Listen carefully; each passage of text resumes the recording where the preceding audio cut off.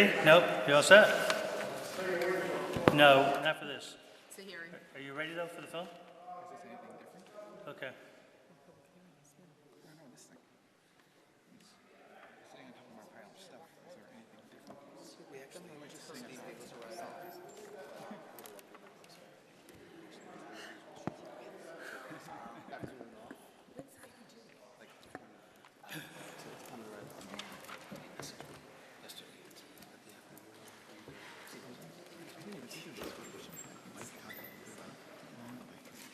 I know he just walked in, so.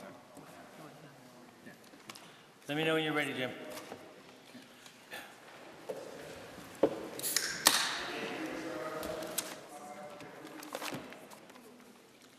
I'm going to call this public hearing to order at 6:35 p.m. Tonight's public hearing is regarding the fiscal year 19 budget, and I want to start off by thanking a number of the town councils. You can see the members that are here for the purposes of this public hearing. As you know, I produced back some time ago a budget, and since then the town council has been working very hard, putting together that budget through the different subcommittee processes. And tonight, at the end of the public hearing, town council will be adopting a budget. It was notified in the newspaper about this public hearing tonight, I'm going to just go through the sub amounts for the budget that was presented in the newspaper. General Government Committee, $13,434,719. Public Safety, $6,591,468. Public Works, $2,129,405. Human Services, $1,545,803. Bay Path, $1,156,122. School Department, $26,786,735. Sewer Enterprise Fund, $4,548,655. Water Enterprise Fund, $3,894,693, for a total of $60,087,590. Tonight's your opportunity to ask any questions you would like about the budget. Please come to the microphone, state your name and your address, and you may start as soon as you like. Would anyone like to speak to the fiscal year 19 town budget?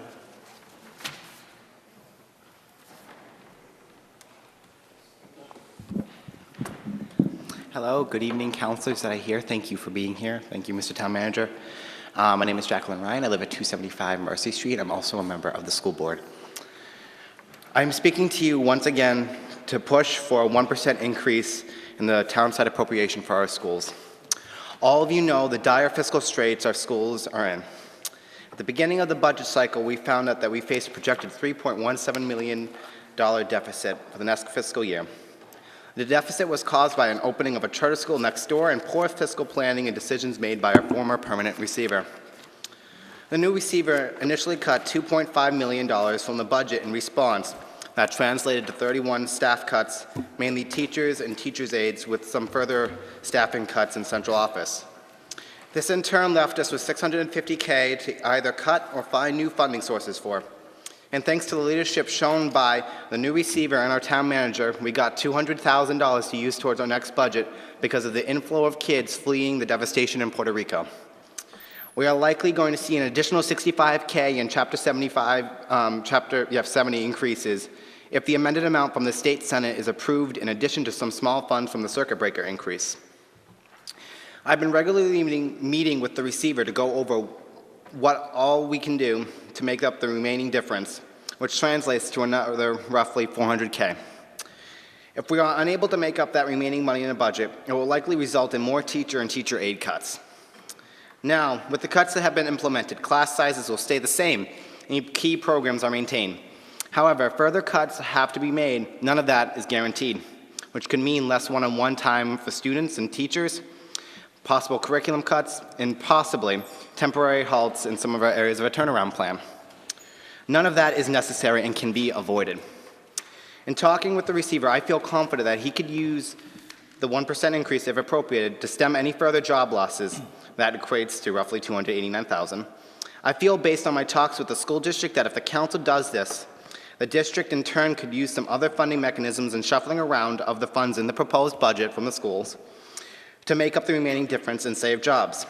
But beyond saving teacher jobs, this increase is about making sure our kids' education is not harmed any further. We will be taking another step back in this receivership tonight if we don't increase the bottom line for our schools. Our kids deserve better, not only from our schools, but from us. I know this will be tough and will likely mean tax increases further from what is already being proposed. I worked hard to avoid this option. It's why I went to every budget subcommittee to push for more cuts from the townside budgets, safe, sustainable cuts. The council has decided to use that for central dispatch instead, which is a notable and good effort. This has left me in a quandary of either increasing taxes further and adequately funding our schools, or to keep the tax increase where it is and risk putting our children at a further disadvantage. The choice was easy for me, and I hope you all make the same choice as well. Ultimately, a budget is more than just figures on paper. It's a moral document.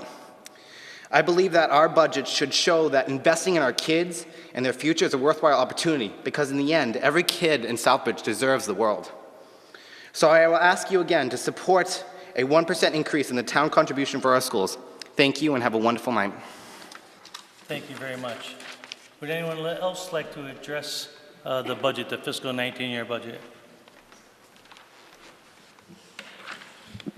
Hello, Amelia Peliquin, 275 Marcy Street. I'm also a member of the school committee. I'll be a little bit briefer than Jackie. I just wanted to say that I am a member of the Southbridge School Committee because I believe strongly that your zip code should not determine whether you succeed in life as a child. And I know that nobody likes tax increases, but spending tax money on educating children is about the best possible use of tax money I can think of. I know I have a high property tax bill and it's going up, but I'm willing to raise my own property tax bill to properly fund education for our kids. I believe a 0% increase for schools in receivership is irresponsible. And I believe that if you choose not to increase the school budget by 1% tonight, it means you're signing off on even more teacher termination letters, and we've already had 31. I don't understand why the richest country on earth can't fund education properly, and that's much more of a complicated thing than we can get into tonight, but I'm here to ask for a 1% increase in townside contribution to the school budget. Thank you very much. Thank you, Amelia. Would anyone else like to address the fiscal 19-year budget tonight?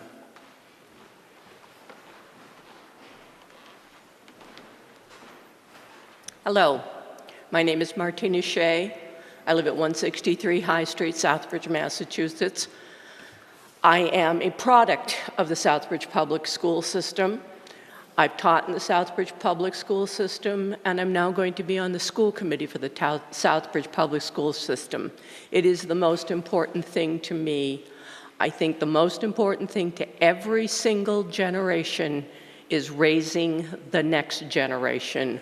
We have nothing else that will really be there when we're gone. Everything else we can push down the road. We cannot push down the education of our children.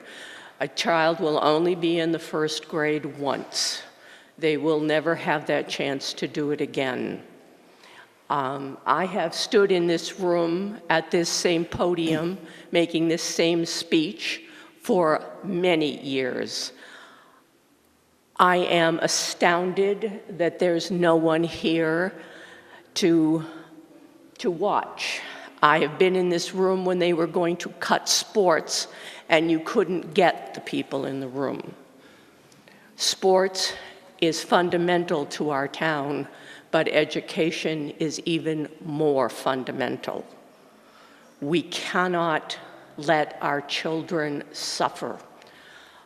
In terms of letting go of people, my personal interest has always been my personal elementary school, West Street. This year I've heard that they're starting to finally get a handle on that, which we know is a problem in our district, and that's discipline, because they have enough hands on deck to take care of the kids who need it. If we start cutting back, we will go back into the same mess we were in before. Please consider our kids, not our tax money, because granted, I will be paying it too. Please think about a 1% raise for our students. Thank you very much. Thank you very much.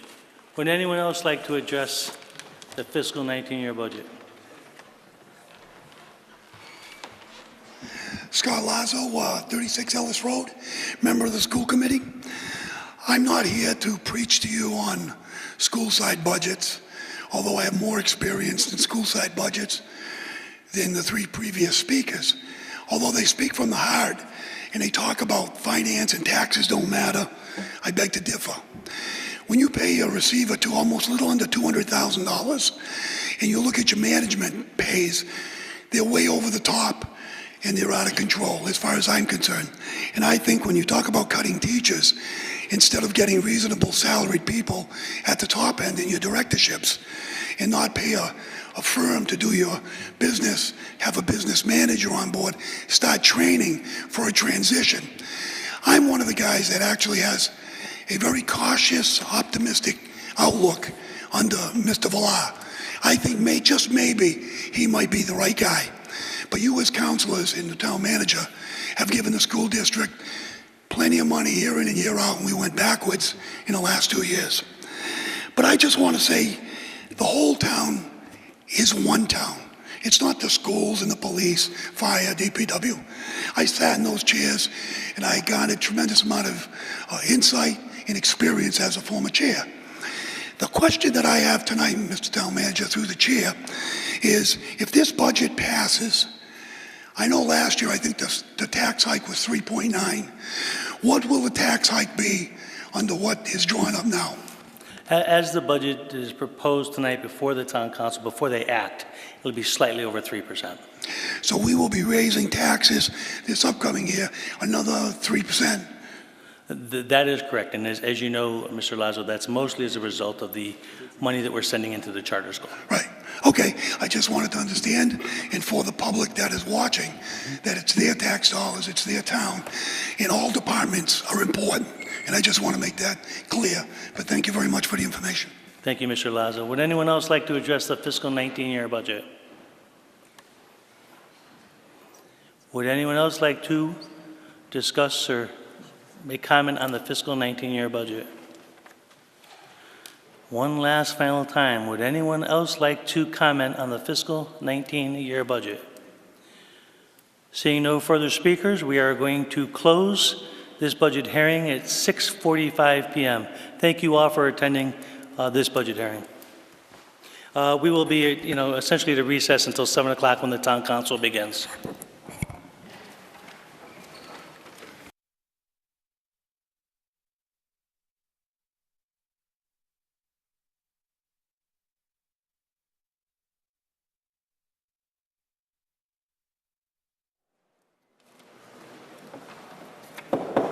Good evening and welcome to Council Chambers. It is Monday, May 21st, 7:05 p.m. Would you please join us in the Pledge of Allegiance? I pledge allegiance to the flag of the United States of America and to the republic for which it stands, one nation, under God, indivisible, with liberty and justice for all.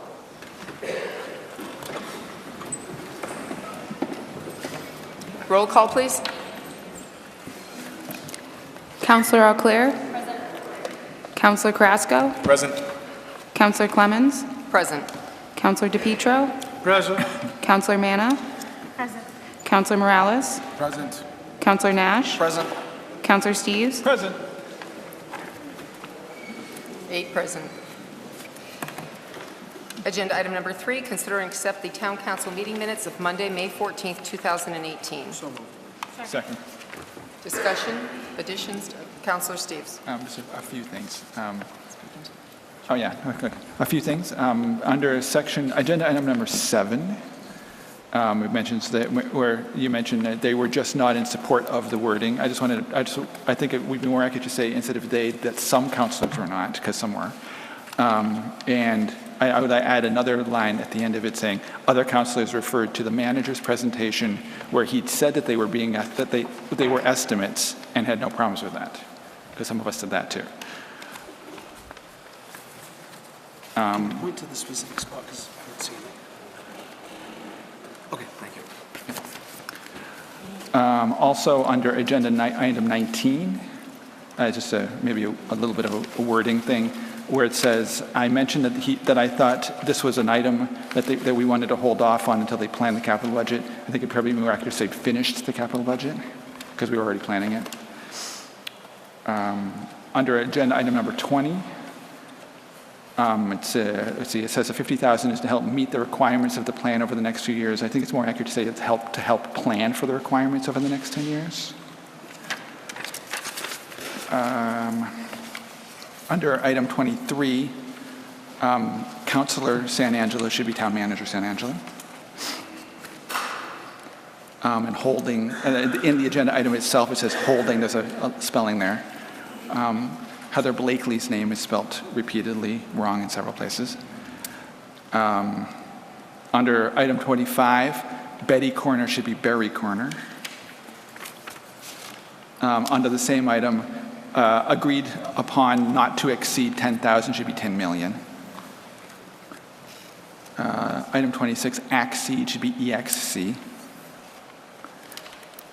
And item 29, I was thinking, where it says none, which is true, it probably should be more accurately said postponed due to receipt of new information. Because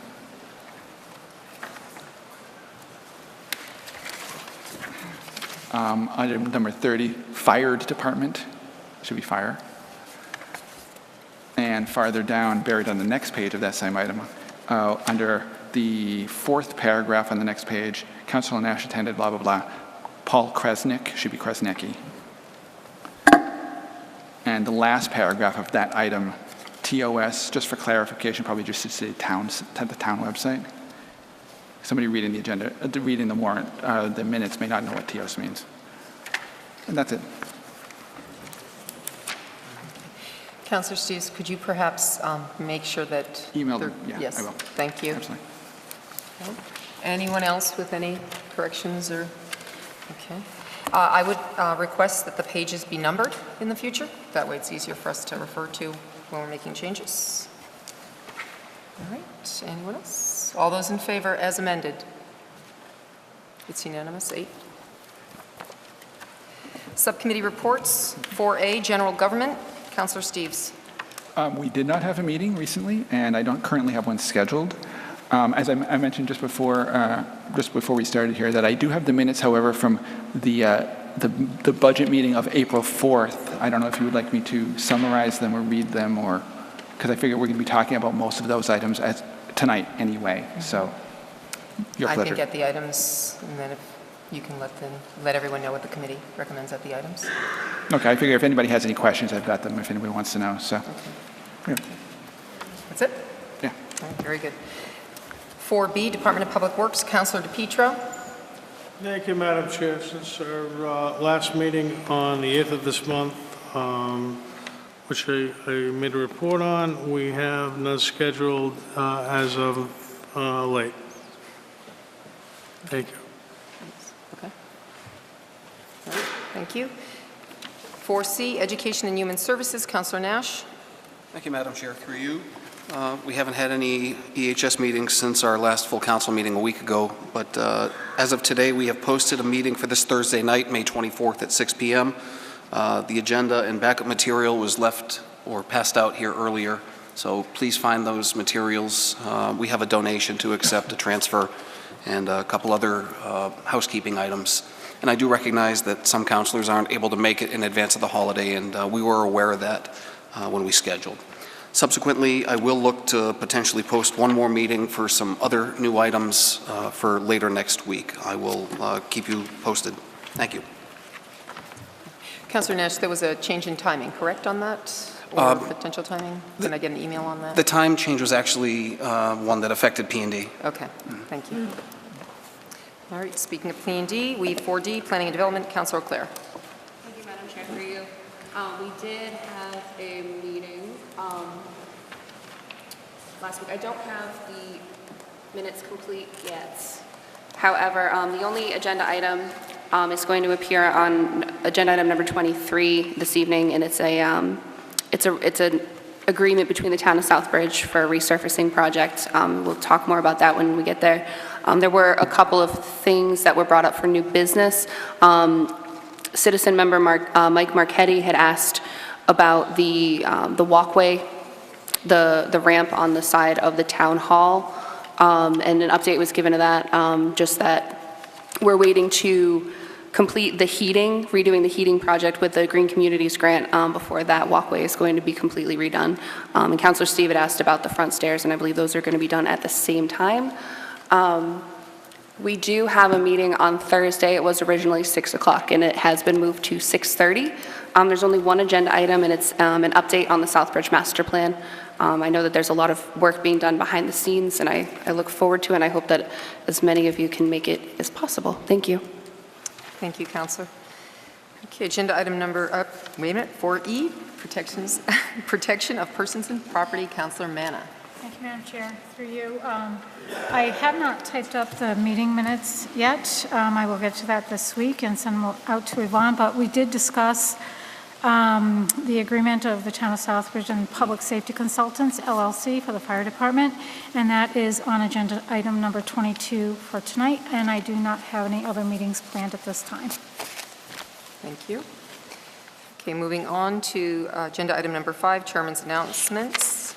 I want to mention that Southbridge High's graduation is June 1st at 5:30, so it's Friday, June 1st at 5:30. It's scheduled to be outdoors unless the weather is not going to cooperate, and then it will be inside. The evaluations that you have all been given are due June 1st as well. We hope that you are working on them now. I would like to congratulate Councilor Manna for receiving a degree last Saturday from Worcester State. Good job. All that hard work's paid off. I know you're not done yet, so congratulations. Did attend that wonderful concert that was put on at the Methodist Church. Small group, but great effort by the church and by the group, the brass band that put on wonderful presidential music. Very interesting. If you ever have a chance to hear them, I would recommend it, certainly. And I think that's it for now. Wait a minute. We have Memorial Day coming up. Right. Yes, I've got mine here somewhere. Thank you. So Mr. Trombley, our Veterans Director, has given us some information for Memorial Day here in Southbridge, which is next Monday.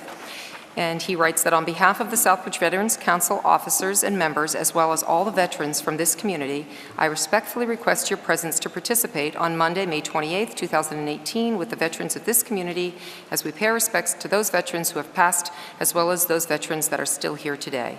As in the past, the day of observations would not be complete without the participation of the Southbridge Town Council members.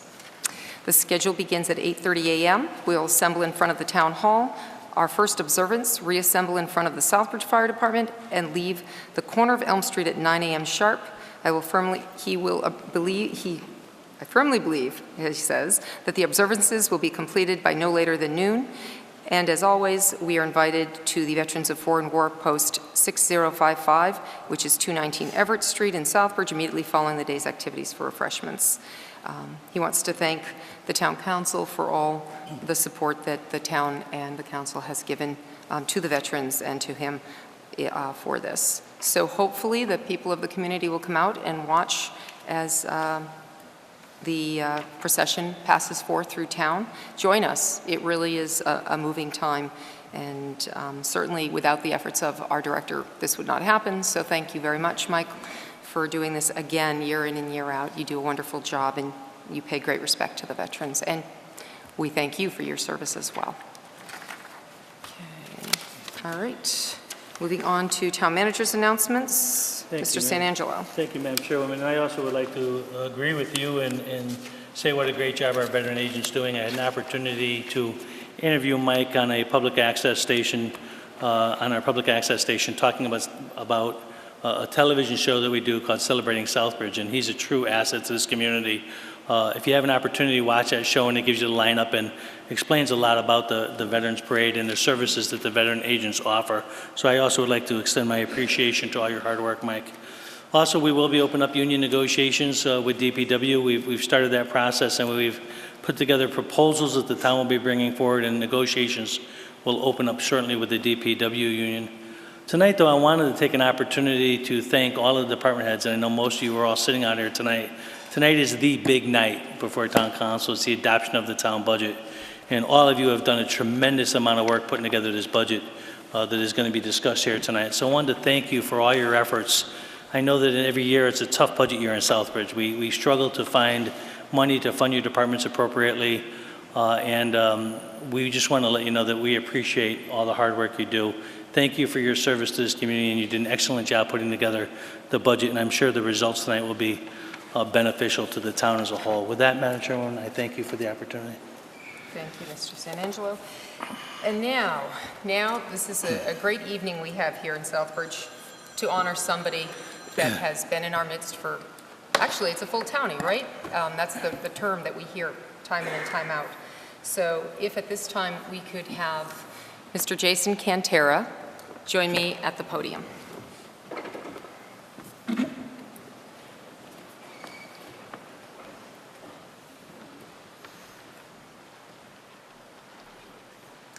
Anywhere you want to be, this is your night. I would also like to invite up our chief. Thank you, Mr. DeFranzo, Chief DeFranzo, and anyone else from the fire department who would like to come on up here and recognize our former lieutenant. It is a great privilege and an honor to be able to be here this evening and to be able to present a proclamation to our former Lieutenant Jason Cantera. Most of you know Jason, and if you don't, you should, because you're missing out. Jason's been around in this community all his life. His family and his wife, Kelly, have been here and have served us proudly. And as I said, it's an honor to be able to be here with you. Step up in the limelight. Thank you. Jason has recently moved on and changed careers a bit, changed his path, grown, expanded, and he is going to be sworn in as the deputy chief in Charlton. And so it's with great sadness that we have you leaving us here, or have left us, as it is. But we're proud to have had you serve all these years. Thank you very much. So I have a proclamation for you and a little presentation. Thank you. Great. So, presented to Lieutenant Jason Cantera, resolved by the Council of the Town of Southbridge, whereas from August 8th, 1988 to May 12th, 2018, Lieutenant Jason Cantera has provided commendable full-time service to the Town of Southbridge and its citizens, as evidenced in his years of over 30 years. Whereas Lieutenant Cantera's career advancement brings an end of an era with the Southbridge Fire Department, Lieutenant Cantera was appointed as a call firefighter February 23, 1987. He became a career firefighter on August 8, 1988. On October 14, 2001, he was appointed lieutenant and served the town and the department in this capacity until May 12, 2018. Whereas in 2010, Lieutenant Cantera was the recipient of the Massachusetts Firefighter of the Year Award and the Heroism Award, which was presented to him by Governor deVal Patrick, and received a unit citation in 2016. Now therefore, on behalf of the Southbridge Town Council, I do hereby confer upon Lieutenant Cantera its commendation for the manner in which he has performed his duties as a member of the Southbridge Fire Department. In witness thereof, this 21st day of May, 2018, and is signed by myself. So Jason, Thank you very proudly much. give you that. Thank you. Thank you very much.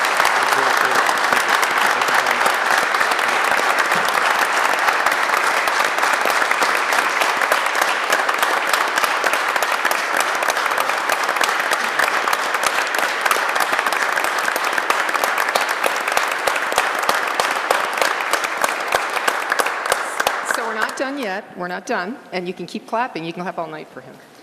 So I put together a little something for you, Jason, with the collaboration of your brethren. And I hope you like it. It's a little something from them, from me, and from them to you. It is a little collage of a number of photos that we found, and everyone that we could find has signed it. And we'll leave it, and if you have more that you would like to have signed, you may, and then we'll finish framing it up with the glass, and you can have a little memento from being here. So maybe we can show everybody what you got.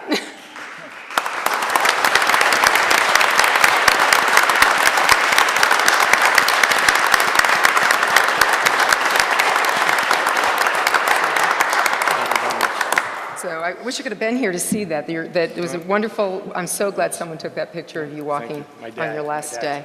Fantastic job, Dad. That was perfect. So, again, congratulations, and I'm going to turn it over to the Chief because he has more to offer you this evening. Thank you very much.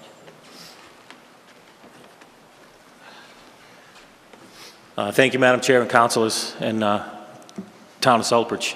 It's, again, with some sadness and excitement that we let Jason go from our department.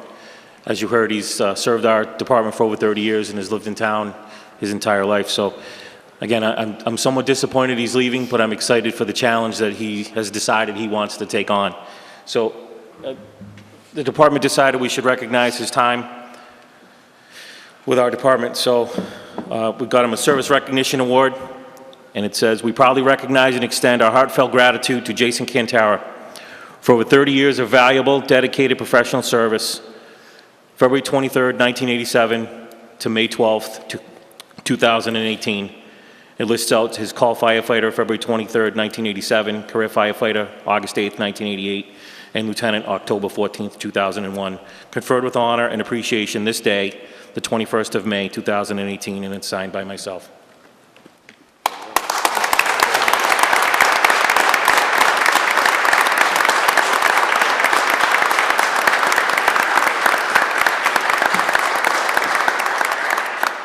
I've been lucky enough to work with and for Jason Cantara when I first came here in 2002. And at some point I decided it was time for me to take on the challenge of administration, which is a whole new adventure in the fire service.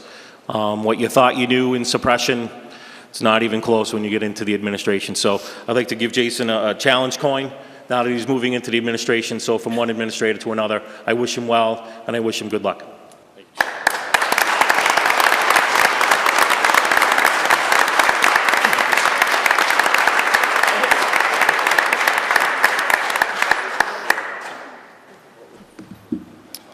Madam Chair, council members, Lieutenant Cantara, on behalf of Southbridge Permanent Firefighters Local 2194, I'm Secretary Michael Gagne, and we would like to honor the lieutenant for not only the contributions that you heard of, but also the fact that he's been a pillar in this community for what he's done, not only for the fire department, for the town. He's a member of the Lions Club, member of the church, member of works hard with the food pantry. Him and his family have donated their time and their dedication, their money to making this community legitimately better than when they first came here, were born here, I guess you could say. He's been a pillar in our department. He's dedicated his life to this department, almost gave his life for this department.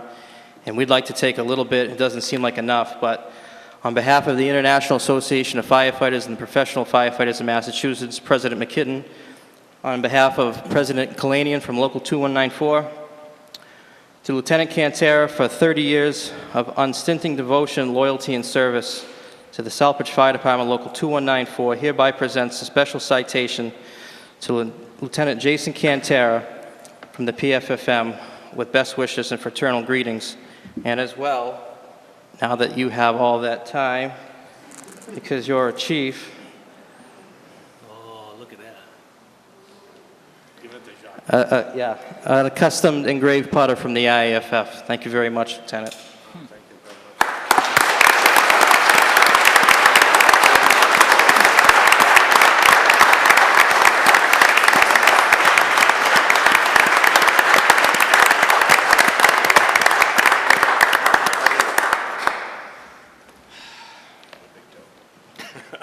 You're my big toe. All right. Well, I know you have a pretty busy evening tonight with budgets, and I don't want to be the staple, the line before all these budget meetings. I did prepare something. I don't think I'm going to, I know it's allergy season. I didn't take my Zyrtec tonight, so I'll try my best.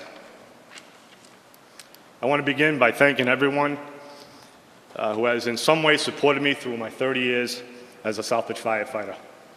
I believe I've used in some way or another a piece of experience and mentoring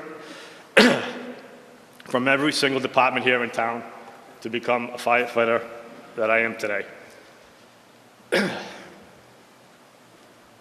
To to my brothers and sisters from the Southbridge Fire Department, both active and retired. Thank you for always being there and supporting me and having my back. To all my brothers and sisters in blue, who are always ready to be the first ones through the door, and many times wanted so much to be on that first line.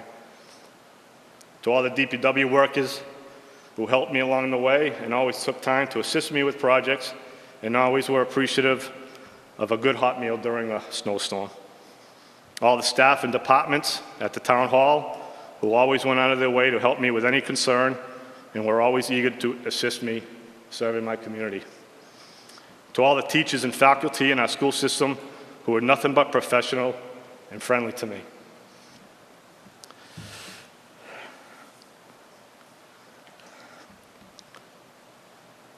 And to the many who are now retired,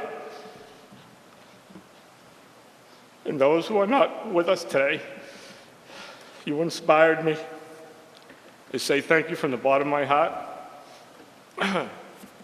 Excuse me. I certainly want to thank my community and the wonderful people who make it up. There have been some great memories and calls I will always remember. My decision to move forward was a result, was difficult and definitely filled with mixed emotions. As I begin my new chapter in my life and career, I know having the support of each one of you will make my transition that much stronger as Deputy Fire Chief in the town of Charlton. Lastly, I would like to thank my mother and father who are here with me tonight, especially my wife, Kelly, my rock, and my two sons, Nicholas and Jonathan. I love you all. I want to extend a special thank you to the town council, town manager, Chairwoman Clements, for all your support over the years. I'm truly blessed and humbled. Thank you very much.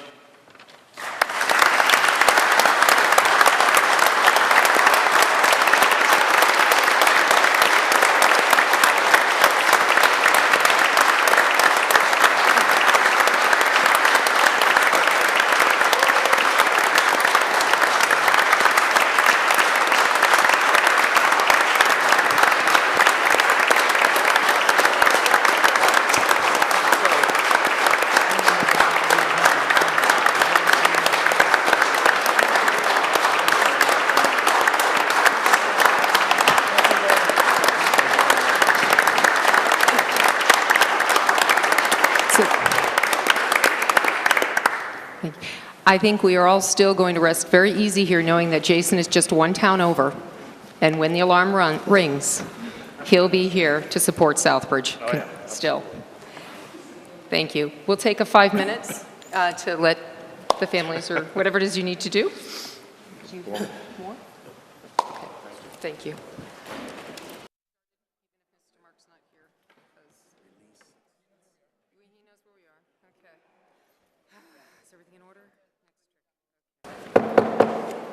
We're back in session. If you could take your seats.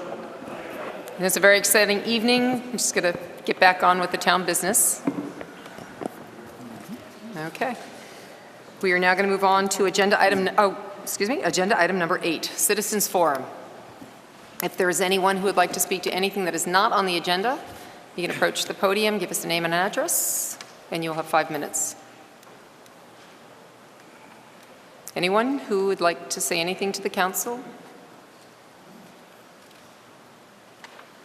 I'm not seeing anyone, so we're going to move on.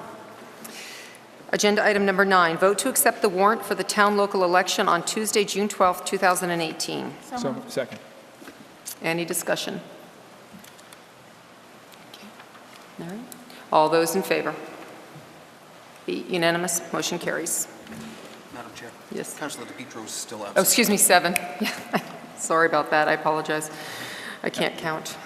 Okay, we'll go 7 and 1 absent. All right. If you haven't signed the warrant, I'm not sure if everyone signed. Make sure you see the clerk. Agenda item 10, vote to adopt the FY 2019 Town of Southbridge General Operating Budget per the attached voting document in the amount of $51,644,252 to be funded as follows. Raise and appropriate $50,432,316. Transfers from other available funds, $500. Transfers from other available funds include the sale of street books, $500. Cable operating account, $177,234. Septic loan program, $6,046. Debt service reserve, $680,000. Perpetual care interest, $2,000. Access road debt service, $300,765. Daycare debt service reserve, $9,135. Landfill reimbursement fund, $26,941. Sale of lots and graves, $5,000. Subtotal transfers from other available funds, $1,207,621. Other transfers, the Bay Path bond premium of $4,315, and these subtotal transfers are $4,315. That total general fund budget is $51,644,252. So the voting document will include the general government budget. So numerous items. Town council, $18,100. So I'm going to read through these as the process goes, and we'll get to the bottom, we'll get our motion, and then we'll go through them again if anyone wants to discuss any of them and how we move forward. Right. But for the purposes of the motion. General government town council is $18,100. Town manager's budget, $284,077. Town accountant, $165,751. Assessor's budget, $201,920. It looks like an 8, sorry. The town treasurer collector, $392,491. Town attorney, $127,000. Town clerk, $176,453. Elections and registration, less the sale of street books, $79,692. Planning board, $71,270. Economic development, $64,040. Cable TV advisory committee, less the cable operating account, is a 0 because they wash from $177,234. The operating budget is the operating account is $177,234, so it's 0. Difference for us. The subtotal, let's see, general government program accounts. Administration, audit fees, $36,000. Copy machine costs, $15,000. Telephone, $41,000. Postage, $43,000. Natural gas, $30,000. Heating and fuel, $85,000. Property management miscellaneous, $11,000. Reserve for property repair, maintenance, and demolition, $50,000. Fuel and lubricants, $135,000, for a total of $446,000. Data processing, $190,945. Council reserve, $100,000. Contributory retirement, $3,400,464. Personnel, we have sick vacation leave buyback, $41,917. Recruitment and processing, $7,100. In-service training, $2,000. Employer Medicare tax, $133,000. The subtotal for personnel is $184,017. Having a dry eye issue. Group health and life insurance is $4,100,000. $4,100,000, thank you. Oh, it's going to be a tough night. General insurance, workers' compensation, $220,000. Police and fire indemnification, $55,000. Unemployment compensation, $15,000. Property and liability insurance, $290,000. Deductible liability, $2,500. The subtotal for the general insurance is $582,500. Boards, committees, and commissions. Central Mass Regional Planning is $4,672. Conservation Commission, $400. Licensing Board, $500. Historical Commission, $500. And the Zoning Board of Appeals, $250 for a total board and committees of $6,322.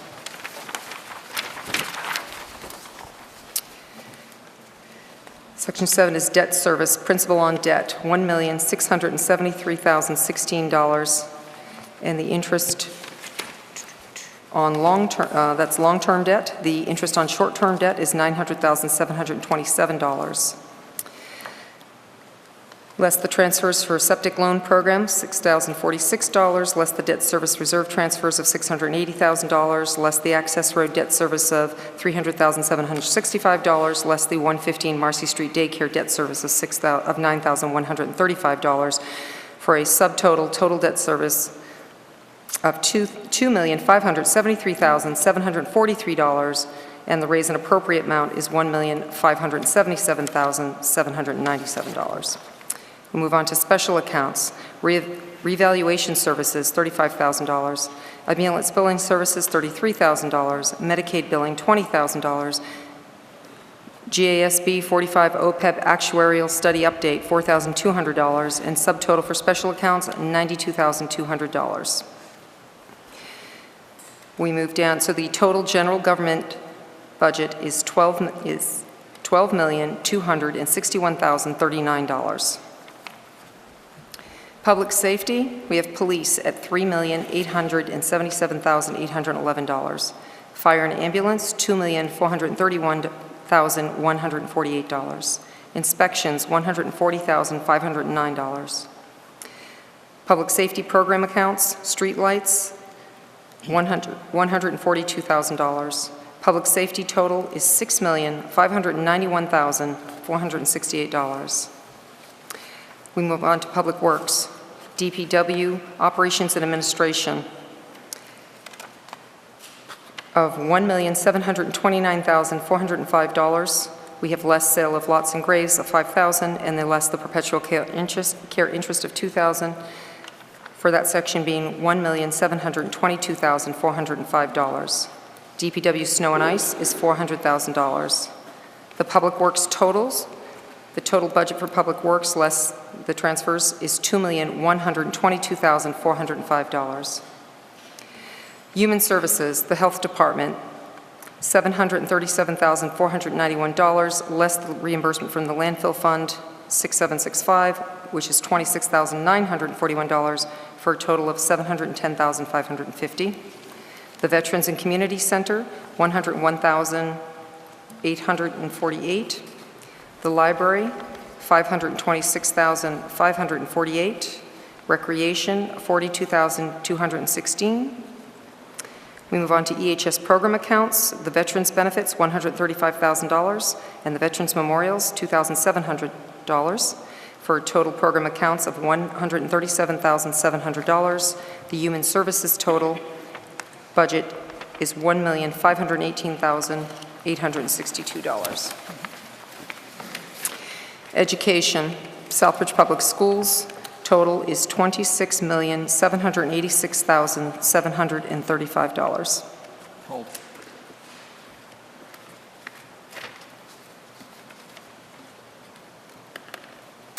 The BayPath, SWCRSD, known as BayPath, the budget number is $931,858. The BayPath debt service is $224,264 for a subtotal for BayPath, $1,156,122. Education total, $27,942,857. This brings us to the total FY 2019 budget appropriation vote is $51,644,252. The transfers are $1,207,621, and the raise and appropriate amount is $50,436,631. A lot of line items to think about there. So, Madam Chair? yes. Yeah, I put a hold on the school department because, quite honestly, obviously we heard a couple of people coming up for the for the public forum, the public hearing, requesting a 1% hike. I would like to hear from Mr. Villers and anyone else in the school department to give us some more background about, quite honestly, why you think you need it. Okay. We don't have a motion or a second on the floor for the... For the budget as a whole. For the item, for the budget as a whole, correct, to open up the discussion, then we can amend the budget, so. Okay. So moved. Second. Second. Okay. So we got all that? First and second, so, to your point, anyone else, do you want to go section by section and put other holds, or do you have any other considerations besides education? We're open to all discussion here. Councilor Manna. I just have a question for the DPW snow and ice. Snow and ice? Yeah. Okay, go Can I ahead. ask that Yes. now? So it seems like every year we fund $400,000, but we seem to always go over that. Shouldn't we be funding it just a little bit more? That's to me, right? Yes. So the answer is yes, we could. As you know, it's always an estimate. In the last couple of years, we actually came within that estimate, so we haven't had to ask for more money for that account. As you know, we can deficit spend in that particular account if we have to. In the last few years, we haven't had to draw anything from stabilization, which is really, really good. So obviously we don't know what the weather conditions are like. We're comfortable at this level. Would it always be nice to budget more? The answer is yes. But in the last 2 years, we put over $600,000 in stabilization. So I think we're comfortable, and if we do come with an emergency, that's where we'd find funds from. Okay. I have one more. And if I might respond, we used to only put about 200,000, and every year it was a lot worse. So we now have gone up to 400,000, I believe, maybe when Mr. Pecos was here. So we're much closer to where we need to be. And also, whatever we put in, we have to then vote to take back out, I believe, in this particular case. So it becomes a little, it's easier to put it in after the fact than to put it in and then Okay. want to take it out. So I do have one more. Okay. Yes, On Councilwoman. the police department, in regards to their overtime, shouldn't we be funding that a little bit more for the overtime so they don't keep coming back to us? I mean, we see the overtime from the past years, so we should be funding it correctly. So, through you, Madam Chairwoman, and the police chief is here, I'll answer the best I can. If the chief wants to add anything, I'll have him add it. Usually what happens is throughout the year, we tend to lose police officers, and what ends up happening is the chief of police normally comes back and does transfer between regular salary lines and overtime accounts. So it is difficult to figure out in the beginning of the year what's going to happen throughout your department. In the last couple of years that I've been here, the chief has been able to manage between doing transfers within those two accounts. If there is a small deficit at the end of the year, then usually what we close it out is we look at all the accounts and find out where we have extras and where we're short, and we kind of manage it and bring it all together. So we could, again, it is not a bad idea in some respects, but I think the chief has done a great job in balancing his budget and making sure that either through the regular payroll and overtime, it's worked out pretty well. Right, and I agree, the police chief has done a good job balancing his budget, but if you go off the numbers from the last couple of years, if we go off that, we could probably fund this a little bit more closer to what it really needs to be, instead of him continuing to come back to us to ask for more money, so.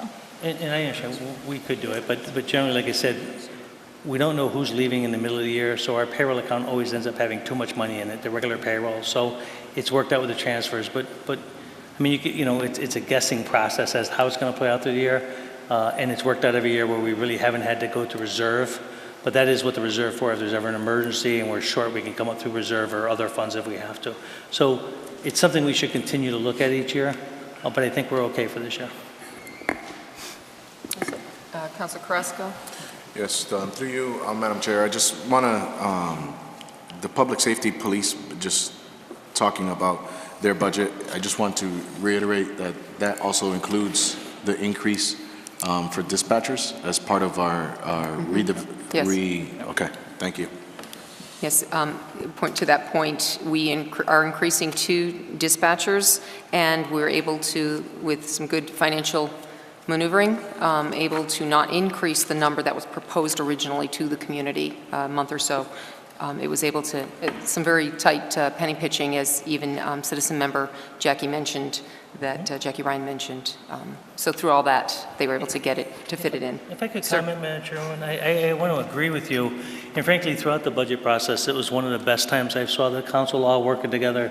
to come up with a solution. I think there was a lot of agreement by both the administration and by the councilors to find a middle road and try to implement the central dispatch over a 2-year period. So I want to congratulate the councilors, because you're right, you look for every possible penny we could find to make this happen, and you deserve a lot of credit. And I thought it was, in the time I've been here, one of the best things I saw is people working together. Councilor DePietro? Thank Are you all Madam set, Chair. Councilor Just, Cresco? Yes. Okay. Councilor. Just very quickly, I mean, public safety especially, but DPW as well. Overtime for the police department, I think the chief has done a heck of a job trying to come up with an average, but certainly it's a call and respond. As far as overtime, there's no reckoning with that. Fire department as well, DPW, we don't know when it's going to snow. We don't know the salt for the year. We don't, and these 3 departments should be given a little bit of discretion, God bless them, and they've done a heck of a job. But to put this to the penny, certainly not. It's impossible.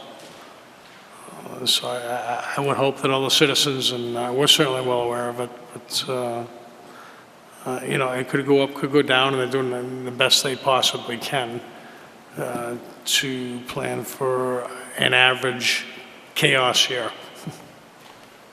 Thank you. Councilor Steves? Thank you, Madam Chair. A couple of quick questions. First of all, I don't know if you can answer it or if Karen can, but how much in total do we have in the various reserve accounts? Well, it's $100,000 in the regular reserve. I'm not sure what other the various council reserves. reserve, I know Karen, that, but is there any other reserve accounts? There's $100,000 in the regular reserve. I'm thinking in terms of like the grand total we have in stabilization and the various It's the a little various over, kinds little of over reserves that we $2.5 have. million in stabilization. A little over $2 million in stabilization. 3 million? Is it 3 million now? Okay, I'm sorry, 3 million. Okay. And also to go back to the question of the funding for what we're doing with the police and fire department dispatch. One question, I am supporting it, definitely. But one thing I would like to see, have we started thinking about how we're going to permanently fund it long term? Because of the fact that this year we're doing it by shifting money from debt that we don't currently need. But if that does hit us, we're going to need the money. So you're right, of course, when we put together next year's budget, there'll be all kinds of adjustments. Right. And that 50 grand is one of the few areas of the 130 we cut. Right. That's one of the few areas, you're right, we're going to have to add 50 grand to it next year's budget. But truthfully, we're not going to know that until next year when we see what new growth numbers are, or see what kind of state grants we get. So I don't think 50 grand is a very difficult number to overcome. Because I'm hoping that next year in terms of revenues will be significantly better than what we're seeing this year, particularly in the area of state aid. I'm shocked at how low our number in state aid went this year. Yeah, it's pretty and would low. expect it to be significantly better next year. And following up with that, have you heard anything more about Senator Fatman talking to the legislature about getting grant funding for that? Well, thank you for that question, and I asked that question of our receiver tonight. I sent another letter to them asking them if they were able to find any additional funds. I have not heard back from that letter. I sent it out about a week ago. The receiver was talking to Representative Durant the other day and heard nothing about it. So all I can tell you, we keep asking, but it's really up to them if they can find the funds or not. But to date, the answer is no. I don't have any additional funds other than we know there's going to be some slight revenue increases in state aid, Chapter 70 and others, and the money we're going to be getting from the kids from the Puerto Rico, from the storm that have come here, but not the additional funding you're talking about. We've heard nothing. I was specifically referring to when Senator Fatman came to one of our subcommittee meetings and proposed that he was going to go back to the legislature looking specifically for money for dispatch. Right. Actually, well, the dispatch, no, because that's Yeah. going to be longer term. You're talking about, I think he was looking at like about 100 grand, and Something like frankly, that, I yeah. didn't budget that much because I Right. don't believe it. So dispatch would come in the next budget process for next year to see if you can find us some money. The school funds, specifically, you know, when we talk about the extra money we asked for from Senator Fatman and Durant, Right. we haven't heard anything, but. To your point, Okay. Councillor, it's been put into the budget, it's gone through, the budget process is happening now. We won't know until the final numbers in July when they pass the budget, when they pass the budget by, July 1st officially, but it is in the queue that he has put in for 100,000, just so you know. Okay. But until that process follows through, you don't know what you're getting. Okay. So, Okay. and that's more of a capital discussion at the next Okay. Okay. Somebody from the right? Did I see more? I just wanted to Comment. basically say what you said in regards to Senator Patman and stuff. It is in the works, and, you know, he has been in contact with me about that also, so. Okay. So you were looking for more discussion on the education portion of the budget? Because I was hoping to hear a little bit more from the receiver and anyone else from the school department who happens to be here regarding, first of all, one thing I noticed that a couple of the school committee members, and there seemed to be a split on the school committee. So one thing I'm curious about, did the school committee, what was the school committee's vote on proposing a 1% hike? I guess I would ask the receiver to answer that question, because I don't know if the school committee ever took such a vote. So, Jeff, if you would, could you kind of give us what the process is with the school committee? Good evening. Certainly happy to answer your questions. First, the process is set that I bring forth the budget proposals. So the school committee had a presentation, it was a public hearing, but they're not asked to vote on procedural issues per the state takeover. So there is no vote.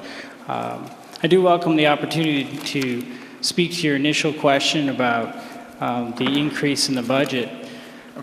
Respectfully understand the great deal of pressure and difficulty that you all face as you juggle multiple priorities in the community. So I'm sitting with the police chief and fire chief.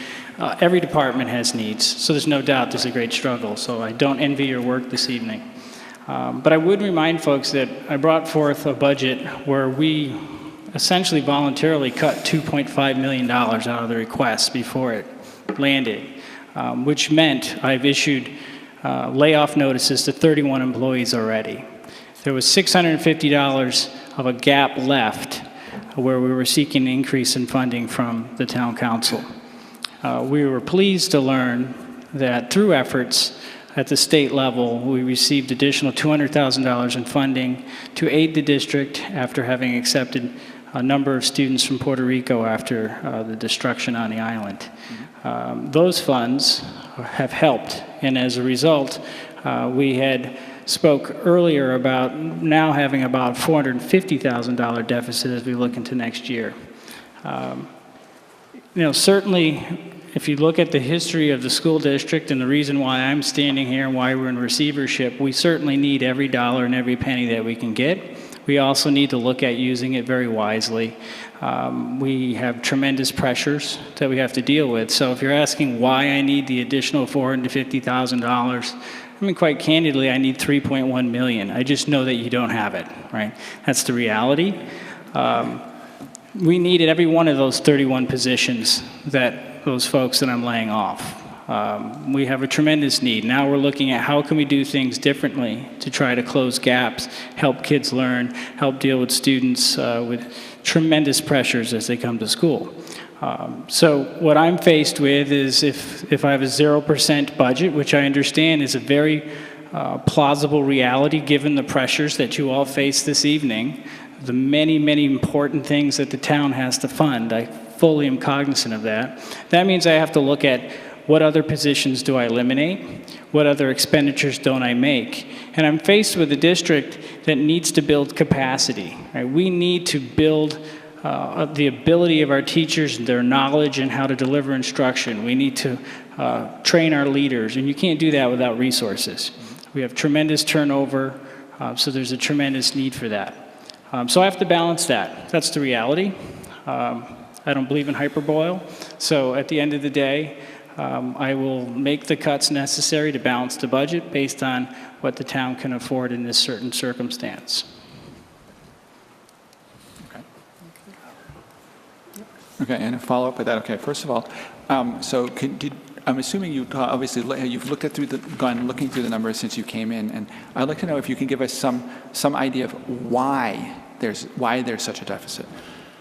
The only thing that I'm aware of is, again, and Seth Racine, who's operating as our business manager, we have learned that in August of this past year there was $1 million deficit in unaccounted for special education and transportation costs, and those are significant.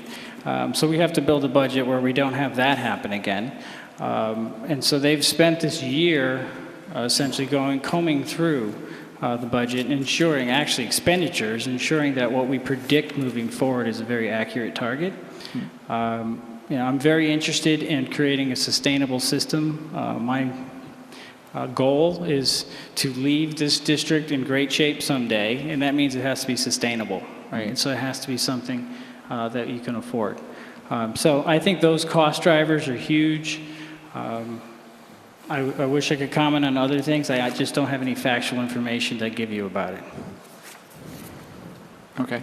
And have you heard anything more from the state about, because I remember seeing something briefly a couple of days ago about how there is a bill in the legislature now to revamp how school funding is done, to do all the upgrades that a lot of people have been talking about for probably 25 years now. Have you heard anything more about that, and how would that affect the district if it were to pass them like halfway through the season, let's say? I'm sorry. Yeah, I know it's ongoing. The revision of Chapter 70 is something that's certainly gained some traction in recent weeks. My speculation is in reaction to, if you looked across the country, there's been quite a few statewide strikes of teachers. Now, that can't happen in Massachusetts, so it's a different political climate, but I think there is acknowledgement that over a decade or so, there's been changes to school funding, and maybe the formula hasn't been updated. My understanding, though, something that sophisticated is years out. It's not going to impact us anytime in the very near future. Okay. Okay, thank you. Okay, so what I'd like to do now is go through and just get a hand vote on each of these sections, and then vote the final budget or make amendments or whatever it is you want to do that. So we went through, we read, we've got our motions, but we would like to make sure that each of these sections is approved by the council. Okay. Do you want to speak now, or when we get to, is it on one specific? Or? Thank you, Madam Chairman. Dave Smick, 145 Ridge Road. Just questions. Not talking the charter either tonight. Okay, on the first page of the agenda, on the last line, subtotal transfers from other available funds, 1.2 million roughly. What other available funds did that money come from, and what departments? The transfer from the other available funds, it's that entire list that you see? I'm confused. On the bottom of the agenda, subtotal transfers from other available funds, 1.2. That's the subtotal of what you're seeing there, Mr. Smith. Correct, Karen? Yeah. That's the subtotal. There's just no line. Do you see that all those items above it, if you add them up, it's $1,207,621. Okay. The 500 from the graves, the 177. Got it. Okay. Next question. Okay. Are there any accounts, whether they're reserve accounts, specialized stabilization accounts, that are holding any of the landfill monies? There were monies in past years that were contributed to the town from Casella. Yeah. Were any of those monies, are they held in reserve, being kept in another account? So I know the answer is yes, and I know there's one that's their landfill royalty. Karen, can you give us the breakdown of there any other accounts other than the landfill royalty account? What other accounts is he, I'm sorry?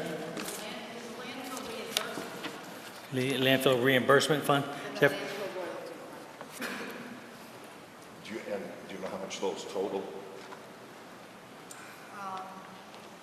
Not exactly off the top of my head, but I'm going to say maybe there's $1.5 to $2 million. I'm sorry, how much? Maybe 1.5 to 2 million. I don't know exactly off the top of my head, so I don't want to.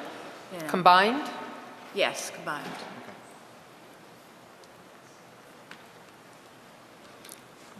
Okay, so if we're there, and the total of the other stabilization accounts said earlier by Karen, around 3 million. So we're sitting technically on a savings account of about $5 million. 4.5. One last question. No, I think you answered it. Okay, that's all I have. Thank you. Thank you. Thank you. Councilor Steves. Actually, I would like to follow up on that, actually. I've got the figures according to the projection model in the budget book here. It says, let's see, landfill reimbursement for fiscal of 2019 is listed at $525,000. and landfill royalty doesn't have anything listed for it. Karen, maybe, I don't know if you can answer this question. Do you know how much we're actually collecting from landfill royalties for this year? Going into fiscal 2019? Because I know the numbers are down from what they have traditionally been. Yeah, off the top of my head, no, I don't know exactly how much. But the 525 is made up of the collection, the money that we receive to reimburse us for what we pay for the landfill collection services, yeah, and for the salaries and benefits of the couple of employees in the health department. Right. And the landfill royalties, I mean, the last listed here in our budget for 2017 was $920,000, and I know it's lower than that because of the way they've cut back on their collection, on their well, no, trucking, actually, so. the 920,000 was how much we were using in landfill royalties to subsidize the Right. general fund budget, Right. and now we're not using any. So we don't know exactly what the funds are from that at this point? Be nice to know. It's still going to be $1 million or in excess of $1 million that we're receiving. Okay. Okay, thank you. Yeah. So again, we'll go through a vote each section by hand vote, and then again, if there's more discussion sections, amendments need to be made before we get to the final numbers. All right. So as I was reading through, we had general government. The total was $12,261,039. I'm going to be looking for a motion for each of these. Second. Okay. And all those in favor? Okay. It's unanimous. It's 8. Then we have the public health safety in total, looking for a motion to raise for $6,591,468. So moved. Second. Okay, discussion on that. Okay. All in favor? Unanimous, 8. Public Works total, $2,122,405. So moved. Second. All in favor? Okay, 8. The Human Services total budget is $1,518,862. So moved. Second. All in favor? Okay, 8. Unanimous. And then we get to education. So the Southbridge Public Schools total, as it stands now, is $786,735. Do we have a motion? So moved. Second. More discussion. Councillor Nash. Thank you, thank you, Madam Chair. Through you, I had a question of the town manager. Through you, please. Mr. Town Manager, during your budget presentation a month and a half ago, you did include some figures that would give an indication as to the dollar amounts with specific tax rate increases. Would you mind speculating on those for us again? So the ones that I put in the budget book, just to re-clarify again, the ones that were in my presentation, you know, the budget was proposed at a 0% increase. At a 1% increase, the dollar increase would be $267,867. At a 1.5% increase, it'd be $401,801, and at a 2% increase, it would be $535,735. And there's some projected tax rates after new growth, if you want me to put those together with it. I'd love to have those framed, yes. Okay. So on a 0% budget, the projected tax increase after new growth is 3.07%. At the 1% budget of $267,867, the projected tax increase after new growth is 4.39. At a 1.5% increase, it'd be $401,801. The projected tax increase after new growth would be 5.06%. And at a 2% budget increase, it'd be a dollar increase of $535,735 for an after new growth tax increase of 5.72.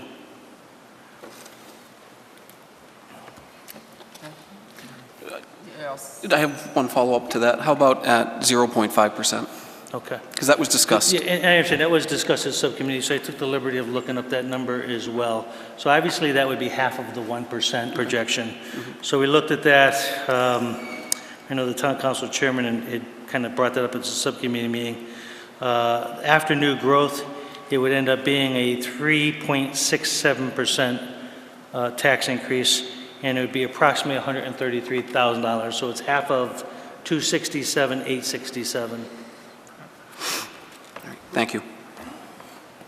Councilor Steves? And if you can answer this question, or if, I don't know if Will's in the audience still, Will's but what would the 0.5% and the 1% mean in terms of the average tax paid by a household? Oh, that I don't know.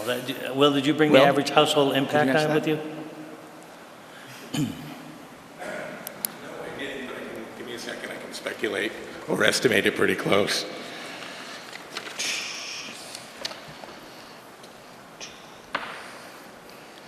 So last year, the average single-family property tax was $3,426.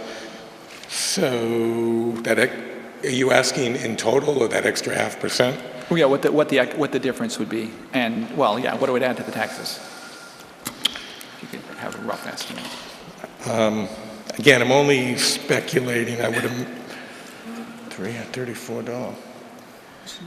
I can tell you last year the average single family was $34.26. Yeah. If you did 0.5% of that, I think you'd have a good estimate.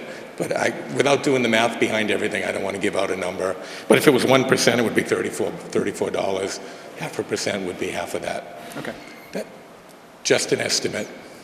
But what have you projected, because of this 3.06, what have you projected for the average tax, the average family home this year?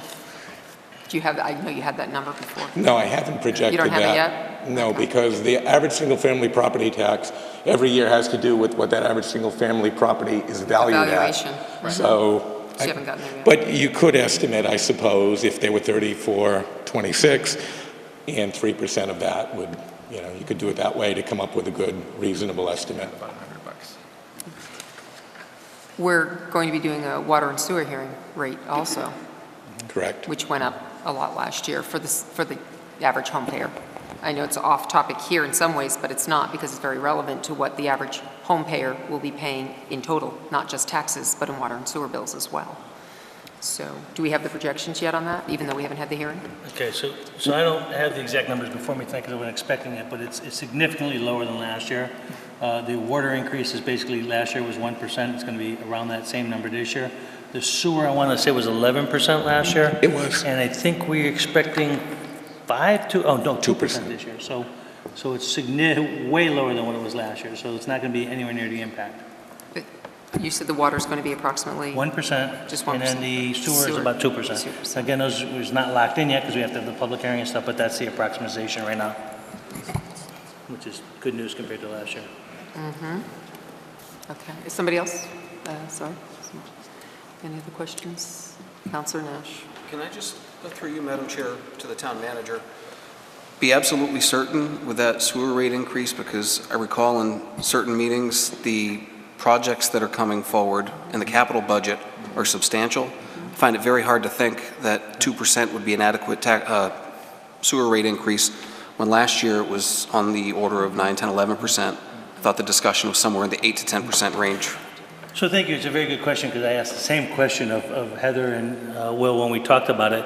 Most of the debt services were booked in all last year for those projects. That's why there's not a big increase this year, because all the debt services for the projects you're talking about were put into it last year. And that's why. Is that correct? That's partially correct. Also, because any voting that you do on any new debt coming that would be coming wouldn't actually hit the budget next year, wouldn't hit to the following year. So you don't really realize anything you vote this year for capital projects until the next year, because of the timing of the loans and things by the time we take those loans. Thank you. But there are significantly more increases coming down the road, yes, for infrastructure? There will be more increases coming down the road in the for next infrastructure. few years. Mm-hmm.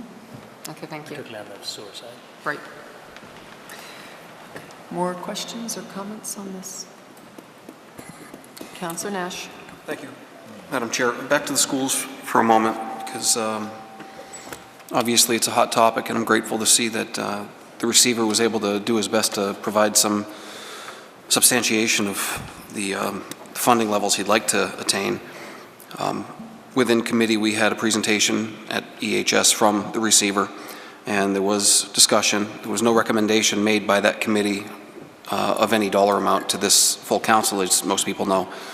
But I do want to at least go on record to let folks know that we take it very seriously. And when we look at the overall picture of this fiscal year budget, it isn't an easy decision to make by any stretch of the imagination. But I also don't see great benefit in, you know, a 0.5% increase in that budget short of symbolism. You know, $100,000 may be 2 positions, and I know that to the folks that hold those positions, that's critical. But at the end of the day, do we really make an impact if we do propose an increase to that school department budget? To couple that, the question wasn't asked of the receiver, but perhaps I should have piggybacked on what Councilor Steves was asking when he was looking for some sort of clarification on what happened. It's clear to me that this isn't an issue where there were substantial cuts that were made due to any action of this community when it comes to council funding or appropriation. If there were $3 million, our council is looking to appropriate the same amount of money that we did last year. So those funds would have been through grants, entitlements, things of that nature in my estimation, and I believe that's what the receiver had said. So while I'd love to be one to propose an amended motion on school budgets, I don't see an impact at 0.5%, and I certainly don't like the way that the tax rate increases look at any other amount at 1, 1.5, or 2%. Thank you.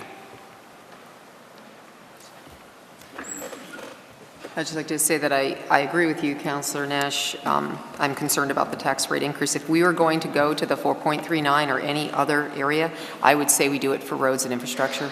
I say we take out I say we pay the extra taxes.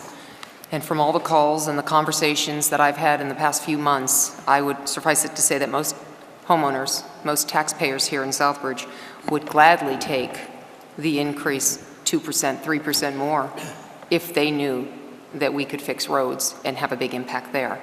So I feel the same way. I think in all the years that I've watched the school budget increase and the things that have happened, and in some cases the lack of accountability for such, they need to rein it in, just like we've tried to rein it in here, and we have an entire community to support.